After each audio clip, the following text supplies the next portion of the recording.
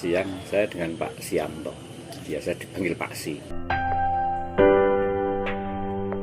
Latar belakangnya ya karena di daerah Kecamatan Getasan ini mayoritas kan peternak sapi perah. Saya sendiri juga awalnya dari 2008 itu cuma ternak sapi perah. Terus kita kan kepingin ada nilai lebih ya, ada nilai lebih dari hasil susu itu kita olah jadi produk. Itu saya mulai tahun 2016. Kalau di susu segar banyak, karena memang di sini daerah susu, pedagang susu itu banyak sekali. Tapi kalau yang melangkah ke olahan seperti makanan itu jarang, malah bahkan tidak ada. Jadi memang saya itu kepingin, karena di Getasan ini kan wilayah Kopeng itu termasuk Kecamatan Getasan. Saya nangkep di Kopeng itu wisatanya juga rame. Orang kalau yang dari Kopeng itu pinginnya itu beli oleh-oleh itu dari susu gitu loh. Jadi kalau produk itu kita ada macam-macam ya. Jadi ada permen susu, ada stik susu, ada pai susu, ada ekrol susu, bolu susu, ada yogurt, ada susu pasteurisasi, ada susu segar. Tapi kalau secara pasar itu yang lebih dominan itu yogurt sama susu segar, yang menyerap susu lebih banyak maksudnya. Kita ada 3 segmen ya, jadi karena memang kalau yang makanan kering itu segmennya ke toko oleh-oleh atau wisata. Yang yogurt itu pasarnya sendiri juga, itu ke sekolah-sekolah dan warung-warung di kampung. Terus kalau yang susu segar itu ke pedagang-pedagang susu.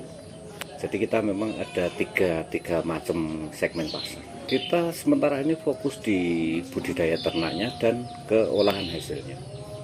Kalau saat ini memang malah target karena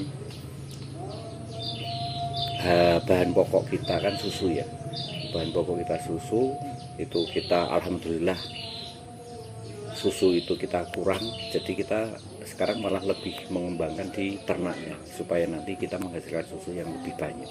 Kita kebetulan kita mandiri, kita nggak pernah ini, banyak sekali investor yang nawari, cuman kita memang kepinginnya ini agak beda dari yang lain. Mungkin ya maaf ya, karena kebanyakan UKM itu banyak yang hanya bikin usaha tapi hanya untuk mencari bantuan atau fasilitasi. Tapi kalau saya justru malah itu saya balik. Saya sering ditawari fasilitas bantuan itu malah tidak tak terima. Saya kepingin ini berkembang dengan sendirinya dengan usaha saya sendiri. Seperti itu. Kalau susu itu kan memang produk yang tingkat resikonya menengah tinggi ya. Jadi dari izinnya pun harus BPOM. Terus kita harus ada SOP. Kalau yang produk paling susah itu di yogurt.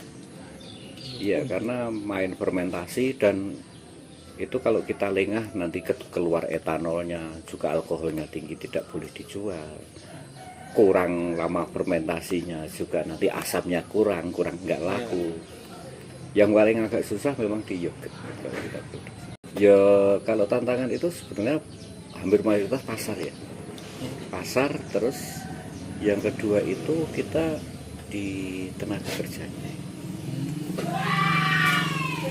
Karena di daerah sini kita mencari tenaga kerja yang benar-benar komitmen gitu agak susah. Dari peternaknya sampai ke produksi sampai ke pemasaran kita sekitar 12 orang. Yang produksi kita ada 5 orang, 1 admin, terus kita ada sales 3, terus anak kandang. Itu sudah jadi target kita ya. Jadi memang kita rencana mau bikin keju sama tahu saat di sini. Kita memang harus terus berinovasi untuk membuat produk susu ini jadi semakin lebih banyak lagi. Ya pesan kami ya menjalani usaha itu yang penting lihatlah potensi di sekitar dulu, karena di situ akan menjamin bahan baku yang melimpah dan harga yang murah. Terus Yang kedua itu komitmen dan konsisten. Mau rame mau sepi itu kita komitmen produksi, konsisten produksi, dan tidak boleh lengah dengan tergiur dengan usaha orang lain. Intinya itu. Karena ini fakta ya, kita jualan di dalam pun karena kita komitmen, kita konsisten, orang pada nyari.